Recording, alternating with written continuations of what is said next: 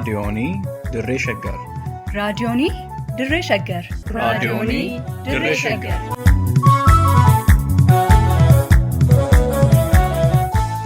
Raadiyoonii Dirree Shaggar. Raadiyooniin Dirree Shaggar torbaan guutuu guyyoodhaan galgalatti sa'aatii tokkorraa eegalee hamma sa'aatii tokkoof walakkaatti dambalii gabaabaa meetir baandii 19 kiiloo heerzii 15,415 irratti qophii dabarsuu hamma jalqaba. Raadiyoonii Dirree Shaggar.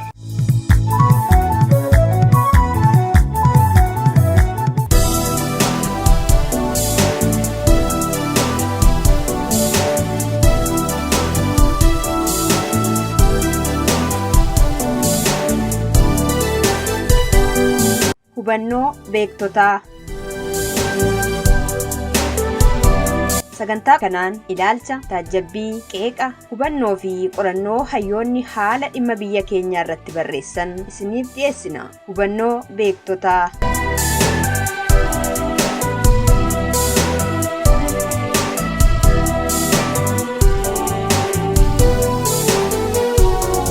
Ashamaa akkam jirtu dhaggeeffattootaa fi hordoftoota raadiyoonii Dirree Shaggar. Sagantaa keenya hubannoo beektotaa har'aa irratti shira marii biyyoolessaa duubaan qabiyyee heera mootummaa Federaalii duraanii balleessuun bilxiginnaan heera haaraa sirna Itoophiyaa ittiin bulchuu tumachuuf fiigicha godhaa jiru ilaalchisee hayyoonni seeraa Oromoo dhimmoota heeraa fi seerota garaagaraa irratti waan jedhan calallee isiniif dhiyeessina.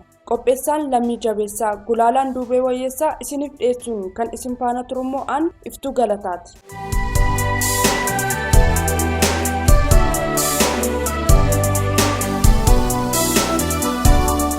Impaayirri Itoophiyaa jedhamtu kun humna afaan qawweetiin erga nugusicha Minilikiin ijaaramtee kaasee jaarraa tokko walakkaa oliif heera ittiin bultu qabattee hin beektu. Garuu hanga har'aattiyyuu heera mootummaa yookaan higga mangistii ni qabdi. Heera yookaan constitution jechuun seera hundaa oli jechuudha. Constitution is the law of the land jedhama. Hiikkoon heeraa kan agarsiisu wanti lafaa ol jiruu fi samii gaditti argamu hundi heera olii miti jechuudha. Lammiilee biyya tokkoo dabalatee mootummaan biyya sanaayyuu heeraa gadi jechuudha.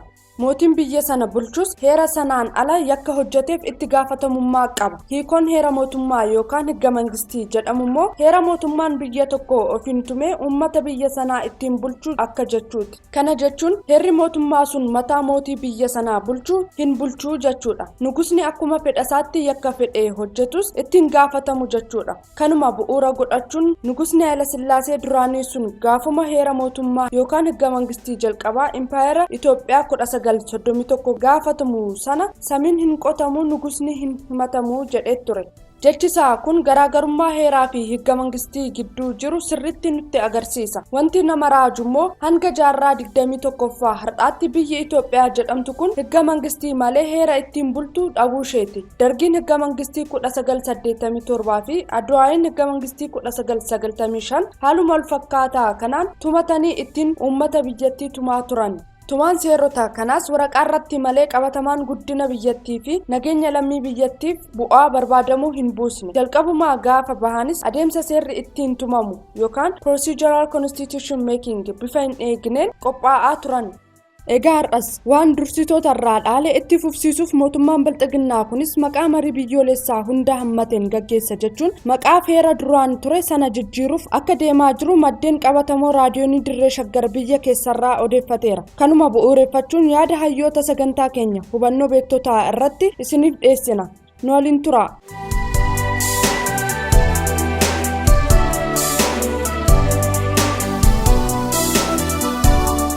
Abbaan seeraa maqaan isaanii akka eeramuu hin feene mana murtii aanaa ammaaf maqaa kaasuu hin barbaadamne kan godina Oromiyaa jala jirtu tokko keessa ogummaa seeraatiin lammii isaanii tajaajilan jiran tokko dhimma armaan olii kanarratti gaafatamanii akkas jedhan.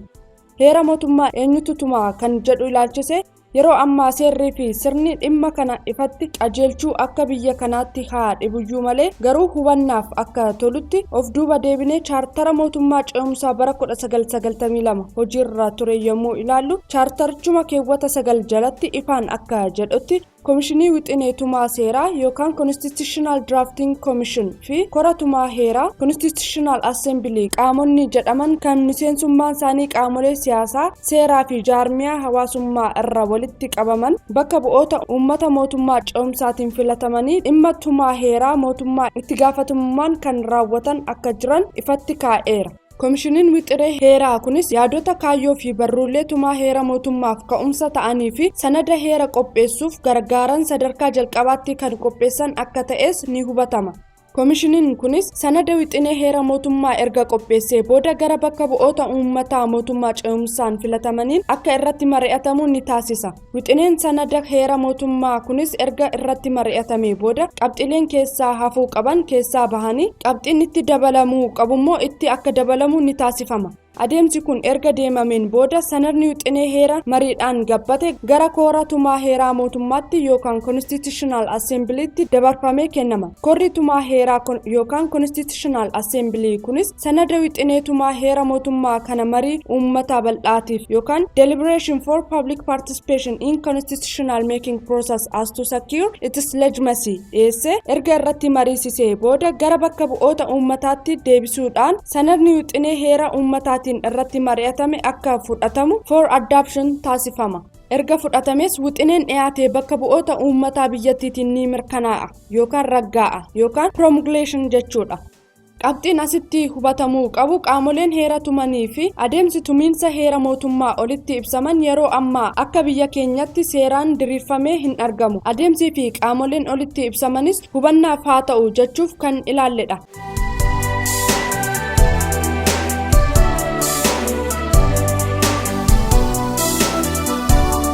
Kan biraan heerri mootummaa biyya kanaa kan yeroo ammaa hojiirra jiru adeemsawwan tumaa heeraa olitti ilaalle keessumattuu uummata bal'aa mariisisuu yookaan public deliberation phase keessa darbeera. Gaaffiin jedhu yeroo baay'ee uummata hayyoota siyaasaa fi seera biyya kanaa gidduutti falmii xumuraa hin qabne kaasaa kan turee fi jiru ta'uunsaa ni hubatama.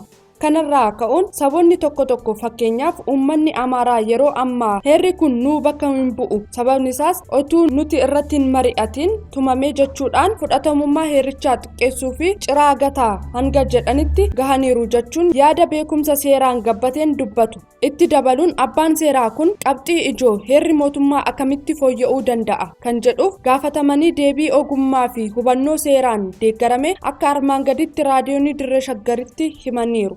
Heera mootummaa federaalawaa Itoophiyaa keewwata 104 jalatti adeemsi jalqabaa taasifamuun irra jiraatu keessaa yaadamni wixinee fooyya'insa heera dhiyaatee jalqaba sagalee wayyabaa 2/3 mana maree bakka bu'oota uummataa yookiin mana maree federeeshinii biyyattii sagalee wayyabaa 2/3 yookiin mana maree naannolee jiran keessaa yoo xiqqaate kan naannoo 4 1/3 sagalee caalmaan raggaasisuu qabu yookiin sadarkaa kanatti kan mirkanaa'u yaadumti fooyya'insa heeraa qaama kamiinuu kan ka'e yoo ta'e qaamolee olitti kaasne kanaan yaadichi fudhatamuu akka qabu ibsuudhaaf yaadameeti jedhu.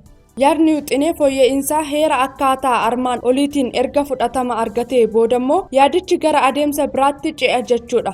Innis bu'uura heericha keewwata 105tiin ulaagaan ittiin keewwattoonni heera mootummaa fooyya'uudhaaf barbaachisan ulaagaa gosa lamatu diriiree tumamee argama. Isaanis adeemsa yookaan ulaagaa idilee yookaan ordinary normal procedures hordofamanii fi ulaagaa yookaan adeemsa addaa special procedures must be observed akka ta'etti hubatama.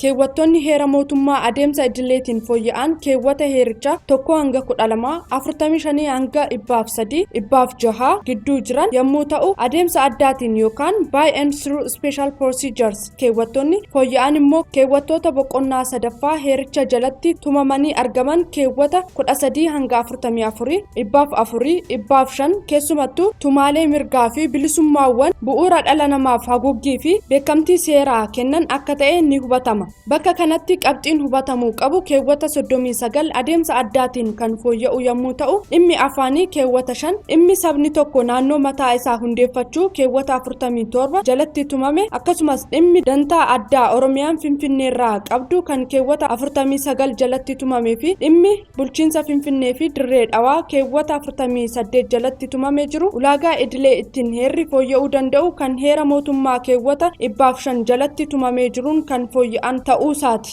Gabaabumatti ulaagaa yookaan adeemsa idilee kan jedhaman kanneen akka dhimma afaanii, dhimma dantaa Oromoon Finfinneerraa qabu, dhimma bulchiinsa Dirree Dhawaa Finfinnee fi kan kana fakkaatan ilaalchise bu'uura heerichuma keewwata 105 lamattiin akka ibsametti yoo ta'e, ulaagaan tokkoffaa koora waliin mana maree bakka bu'oota uummataa fi manni maree federeeshinii irratti wixineen fooyya'insa heera dhiyaatee sagalee wayyaba harka 2/3tiin mirkanaa'uu qaba kan jedhudha. Ulaagaan lammaffaa manni maree miseensota federeeshinii Itoophiyaa yookaan mana maree naannolee yeroo ammaa 10 jiran keessaa harki 2/3 yoo xiqqaate naannoo 4 sagalee caalmaan wixinee fooyya'insa heeraa mirkaneessuu qabu jedha. Gama biraatiin immoo keewwattoonni heericha adeemsa yookaan ulaagaa addaatiin fooyya'an fakkeenyaaf keewwanni 39 fooyya'uudhaaf akkaataa keewwata 105 tokkootiin yoo ta'u, ulaagaan tokkoffaa manneen maree naannolee hundi isaanii sagalee harka caalmaadhaan wixinee fooyya'insa heera dhiyaate raggaasisuu qabu jedha. Ulaagaan lammaffaa manni maree bakka bu'oota uummataa yookaan miseensi paarlaamaa sagalee 2/3tiin wixinee fooyya'insa heeraa dhiyaate raggaasisuu qaba yoo jedhu, ulaagaan sadaffaa manni maree federeeshinii sagalee 2/3tiin wixinee fooyya'insa heeraa dhiyaate raggaasisuu qaba tumaa jedhutu tumameera jechuudha.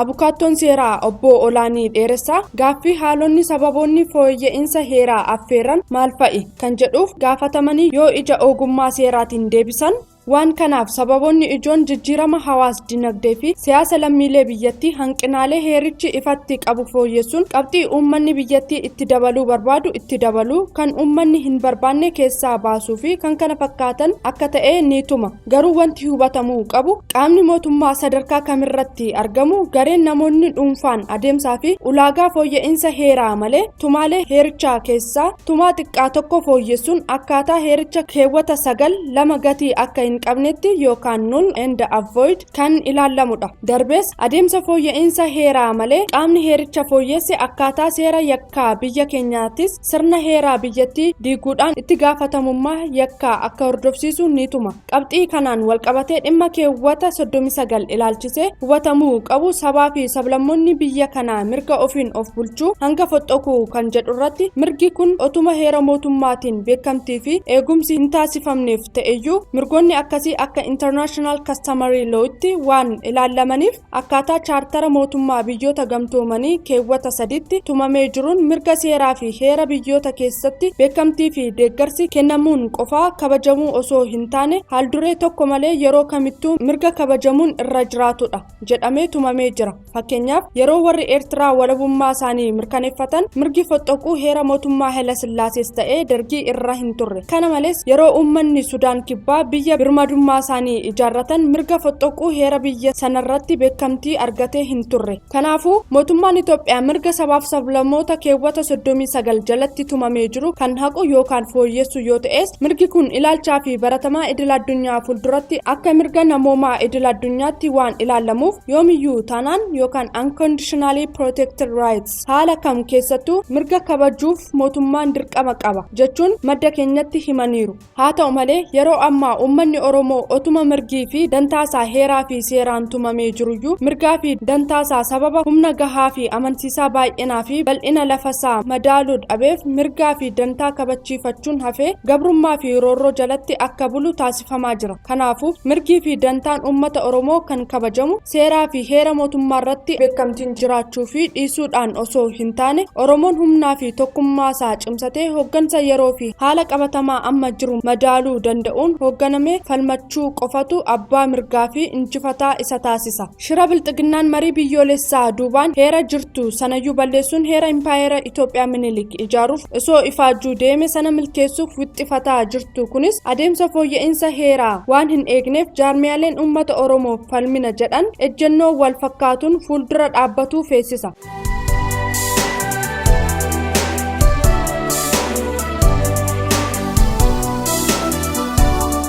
Egaa dhaggeeffattoota keenya kabajamoo qophii hubannoo beektota keenya kan har'aaf qopheeffanne kanuma nama torbanii nu haa jedhu waan nu caqastaniif ulfaadhaa horaa bulaa deebanaa.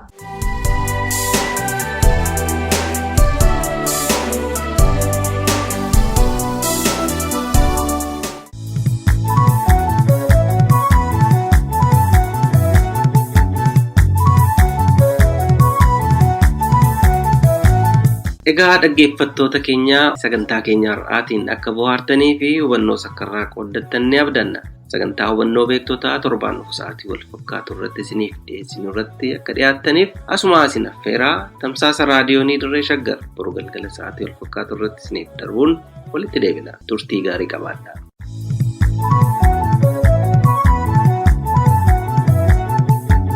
raadiyoonii Dirree Shaggar. raadiyoonii Dirree Shaggar. raadiyoonii Dirree Shaggar.